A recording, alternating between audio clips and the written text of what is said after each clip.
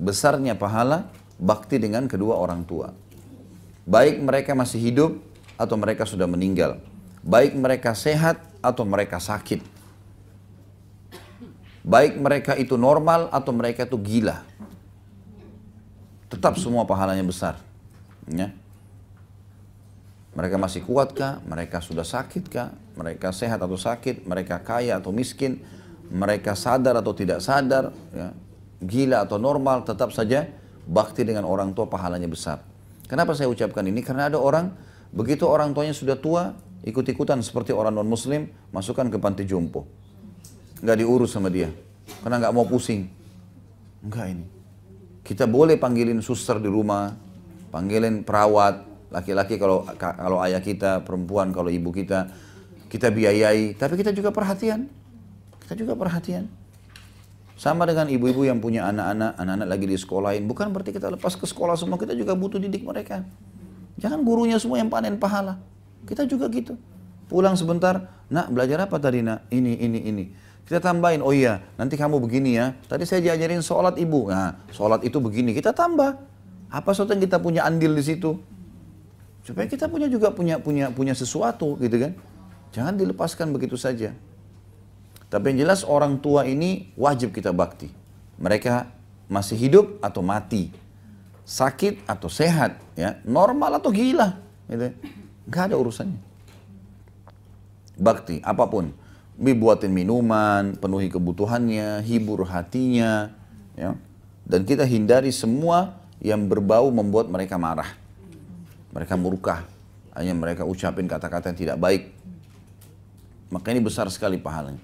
Bakti dengan orang tua. Makanya pernah ada seseorang datang kepada Hasan Basri rahimahullah, seorang ulama tabi'in, dan berkata, wahai imam, saya punya ayah yang sudah sangat tua, pikun, stroke. Di atas ranjang nggak bisa bergerak apa-apa. Kalau ngomong juga sudah ngelantur kemana-mana. Ya, kadang-kadang mencaci maki dan seterusnya. Maaf bahasanya begitu, buang air besar, buang air kecil di atas ranjangnya. Waktu zaman dulu tidak kayak sekarang, banyak wadah. Bisa wadah-wadah, sekarang sudah banyak wadah yang bisa kita pakai, sudah steril, sudah bersih segala. Zaman dulu nggak ada. Dia bilang, pada saat dia buang air besar, buang air kecil, saya tampung dengan tangan saya. Jadi tinjanya itu ditahan dengan tangannya. Saya tahan sama tangan saya. Sampai dia selesai buang air, saya bersihin, saya cuci, saya tidak merasa jijik sama sekali. Bertahun-tahun saya urus begitu. Pertanyaan dia apa? Wahai imam, kalau imam kita kiai sekarang, apakah saya sudah balas bakti ayah saya? Kata Hasan Basri, sama sekali belum. Bukan belum, sama sekali belum. Dia bilang, saya tiap hari bersihin seperti ini. Lalu anda bilang, belum? Padahal saya ikhlas nih karena Allah. Dia bilang, iya. Kenapa? Tahu alasannya kenapa? Dia bilang, kata Hasan Basri, karena dulu waktu kamu masih kecil, ayahmu memandikanmu, ayahmu membersihkan kotoranmu, walaupun cuma sekali dia kerjakan, dia berharap pada saat dia bersihkan kamu, kamu menjadi tokoh masyarakat. Kalau kamu sekarang membersihkan dia, hanya menjalankan tugas dan berharap kapan ayahmu mati, lalu kamu bebas tugas. Beda niatnya. Orang tua kalau mengurus kita, beda dengan kalau kita mengurus orang tua. Kita bebannya betul-betul hanya karena kewajiban. Ini orang tua saya, tidak ada orang lain yang urus, terpaksa. Atau apalagi kalau riya, di depannya orang baru kita berbuat baik sama mereka, kalau di belakang kita malah kasar. Allah semua tahu ini. Ya. Allah mengetahui apa yang kita sembunyikan dalam hati kita, maka hati-hati. Jadikan mereka adalah perangkat-perangkat alat-alat kita untuk masuk ke dalam surga. Kalau mereka masih hidup, mereka sudah mati juga masih bisa. Sebagaimana sabda Nabi SAW mengatakan dalam sebuah hadis yang sahih, termasuk bakti seseorang pada orang tuanya yang sudah meninggal adalah dia menyambung hubungan dengan teman-teman orang tuanya. Teman-temannya. Teman-teman asal teman-temannya itu orang-orang baik, kita lanjut hubungan. Kita datangin tante-tantenya ya, yang kita mungkin ibu-ibu panggil teman-teman ibunya atau om-om teman-temannya ayahnya. Baik kita kirimin makanan, kita jenguk pada saat sakit, karena mereka punya hubungan dengan orang tua kita. Gitu. Kemudian kita doakan, kita bersedekah, semua amal jariah yang bisa kita kerjakan, itu semua bentuk bakti kita pada mereka. Makanya ada seseorang salaful ummah, pernah salah satu orang tuanya meninggal, lalu dia menangis terisak-isak. Kata murid-muridnya, kenapa anda nangis? Bukankah anda mengajarkan kepada kami nggak boleh nangis seperti ini? Karena memang kita nggak boleh niyaha namanya ya. Niyaha itu meratap, ya. Meratap itu berarti ngucapin kata-kata yang mendoakan buruk, mukul-mukul badan, sobek-sobek baju, itu namanya meratap. Kalau orang cuma nangis sedih, air matanya jatuh, biasa. Tapi kalau ini meratap nggak boleh, gitu kan. Jadi Anda kan mengajarkan kami tidak boleh meratap. Dia bilang saya tidak meratap. Saya sedang menangis karena salah satu pintu surga saya sudah tertutup. Kalau ini lagi yang satu mati, maka dua-duanya tertutup. Karena dengan bakti sama mereka. Apa sulitnya? Ibu-ibu sekalian telepon. Kalau beda kota misalnya. Ibu baik, ayah baik. Doain saya ya. 1 menit telepon. Gitu kan. Doain saya, ada butuh sesuatu. Apa sulitnya kalau dari Jakarta kirimin sabunnya, samponya, odolnya, kirim. Walaupun di sana ada. Ini loh buat orang tua, kita kirimin paket. Beda. Mereka sangat senang kalau datang dari orang tua, dari anak-anaknya. Itu orang tua kita tuh kalau datang barang dari anaknya, dibanggain sama semua orang tuh. Ini anak saya kirim, ini anak saya kirim, gitu kan. Kadang-kadang saya kirim sesuatu kecil ke ayah saya di Makassar, itu semua temannya tahu. Saya tidak butuh itu sebenarnya, tapi dia juga tidak butuh karena dia bisa beli sebenarnya. Alhamdulillah dia juga punya kemampuan, tapi dia bangga dengan itu. Anaknya berikan sesuatu. Kita maksimalkan dengan itu. Afdal sadaqah, sadaqah untuk orang tua. Afdal kata-kata indah adalah untuk orang tua. Bahkan itu di atas daripada pasangan kita. Jadi kita harus melakukan itu, teman-teman sekalian. Jadi ini pelajaran yang kedua adalah bagaimana tingginya kedudukan orang tua sehingga bisa memecahkan permasalahan tadi. Bayangkan kalau setiap hari kita siapkan minumnya, setiap hari kita siapkan makannya, dengan pengorbanan yang besar. Setiap hari kita mengurus mereka. Berarti kita punya banyak bobot amal saleh yang bisa kita jadikan perantara dengan Allah. Pelajaran yang ketiga, tentang masalah, maaf, ada juga hadis yang saya jangan takut lupa ya. Ada hadis Bukhari, pernah ada seorang anak muda datang kepada Nabi SAW, lalu dia mau ikut jihad. Umurnya masih di bawah 20 tahun, anak laki-laki ini. Dia mau, ya Rasulullah saya mau ikut jihad. Kata Nabi SAW, kedua orang tua masih hidup? Dia bilang iya. Pulang dan pada keduanya lah kau berjihad. Suruh urus orang tuanya. Padahal perang bisa mati syahid. Suruh urus orang tuanya. Ya saking besarnya peran orang tua yang harus kita bakti. Banyak orang ibu-ibu sekalian ini, orang tuanya mungkin karena dia sebenarnya tidak sibuk, bukan sibuk, menyibukkan diri saja, gitu kan. Lalu kemudian tidak telepon ke orang tuanya. Nanti kalau ada darurat baru telepon. Atau kalau orang tuanya telepon, sudah ya ibu ya saya sibuk nih. Biarin dia ngomong, kenapa? Dia mau ngomong 1 jam, biarin ngomong. Kenapa kalau teman kita gosip kita bisa dengar 1 jam? Biarin dia ngomong, ibu kita nak begini nak iya. Sampai dia sudah selesai, baru kita sudah selesai ya sudah. Baiklah, apa yang dipesan silakan. Saya kalau ayah saya telepon, saya tidak pernah berani mengatakan sudah ya, enggak. Tunggu beliau mengatakan ya sudah kalau gitu ya, ya udah. Abah doain ya didoain sama dia sudah selesai. Kalau enggak, saya enggak berani tutup dulu teleponnya. Gitu kan, biarin beliau yang tutup. Ada beberapa syekh di Saudi itu pernah lagi pengajian ditelepon sama ibunya. Ibunya nggak tahu ada lagi pengajian. Anaknya ini ulama besar. Rame orang yang datang penuh masjid. Ibunya telepon, nak, ibu butuh ini, butuh itu, butuh ini. Suruh beli di pasar, suruh beli di supermarket. Karena memang biasa syekh ini yang bawain kejunya, madunya, roti segala. Dia nggak tahu kalau lagi pengajian. Nak, ibu lagi butuh ini, butuh ini. Baik ibu. Insya Allah saya siapin. Ada lagi yang ibu? Nggak ada. Sudah ya nak? Ya, assalamualaikum, tutup. Itu. Dia nggak bilang, bu maaf saya lagi pengajian jangan ganggu, enggak. Jemaah, ibu saya butuh saya.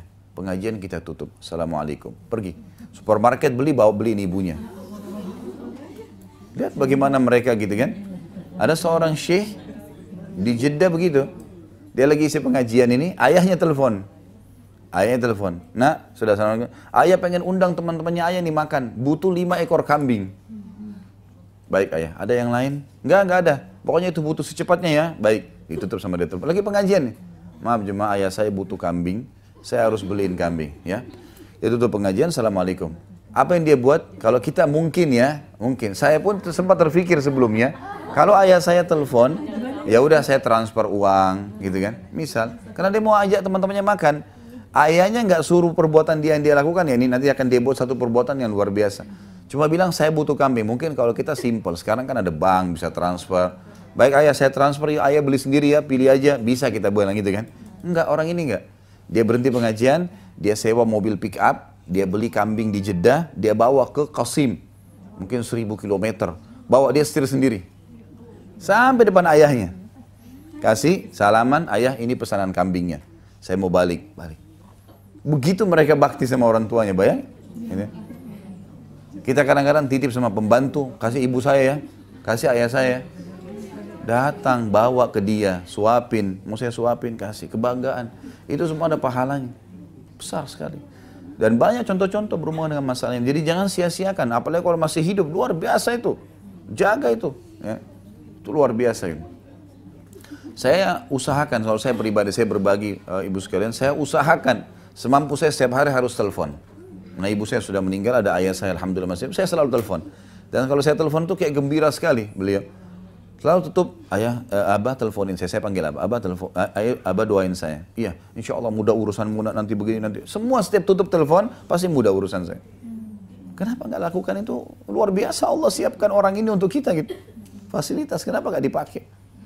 Ada orang subhanallah setahun sekali telepon orang tuanya. Kalaupun mudik dia pulang ke kampung ketemu orang tua setengah jam, habis itu kumpul sama teman-temannya. Nah, ya.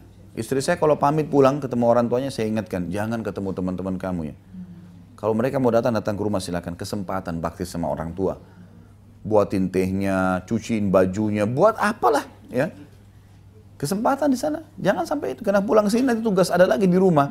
Maka itu di sana. Loh memang betul, itu kan apa adanya ya, memang begitu. Dia akan tersibukkan, jadi jangan sampai kita, bukan tidak boleh ketemu sama teman-teman, tapi ada orang begitu, baru salaman sama ibunya, sedikit ngobrol, sudah langsung temannya datang keluar, pergi ke jalan kemana gitu kan. Bukan tidak boleh, tapi kesian, ibu kita kan, ya sudah nak, nggak apa-apa, tapi dia sebenarnya rindu. Dia mau duduk, tidur sama dia, ngobrol, pijitin tangannya, butuh apa, ya. Harusnya begitu ya. Nah, ada sebagian pemimpin muslim dulu di zaman dulu, itu kalau mereka sudah jadi raja gitu kan, tetap datang ke ibunya, tetap datang ke ayahnya. Duduk ngobrol seperti waktu dulu sebelum jadi raja, ngobrol, tetap duduk di bawah, orang tuanya di atas kursi. Ibunya sempat bisikin, apa kamu nggak merasa raja itu harusnya duduk di kursi? Dia bilang, ibu, saya jadi raja juga karena saya juga dari rahimnya ibu. Nggak ada bedanya, saya dulu sama saja, mau jadi raja pun sama. Jadi mereka coba menekan rasa sombong, merasa lebih, karena kita juga dari situ kan. Ada seseorang telepon Syekh, ini ada cuplikan di YouTube dikirim, dia bilang, Syekh, ibu saya ingin berikan sumbangan, bantuan, karena ibu saya minta bantuan, gitu kan, minta bantuan. Mana lebih baik Syekh, saya kasih bantuan ibu saya, atau saya dahulukan dulu kebutuhan saya? Langsung syekhnya, bukan jawab pertanyaan itu, dia syekhnya tiba-tiba nangis dan mengatakan, apa kau bisa ngucapin untuk ibumu kau berikan sumbangan? Kamu dan hartamu punya ibumu. Gimana kamu bilang itu kau bantu ibumu? Jangankan hartamu, kamu sendiri tuh milik ibumu. Ibumu mau pukul kamu, mau marahin kamu, itu miliknya dia. Gimana kamu bilang mau kasih sumbangan? Ini nggak mungkin. Gitu kan? Bahkan kalau nggak salah tuh dia bilang zakat. Zakat, orang tua nggak boleh terima zakat. Orang tua dan anak nggak terima zakat ini. Jalur langsung ke atas, jalur ke bawah nggak terima zakat. Karena mereka kewajiban kita. Zakat itu diberikan yang lain. Saudara, paman, iya. Tapi ini dua ini nggak bisa sama sekali. Kewajiban kita. Gitu kan? Jadi harus kita bagaimana maksimalin orang tua kita ini.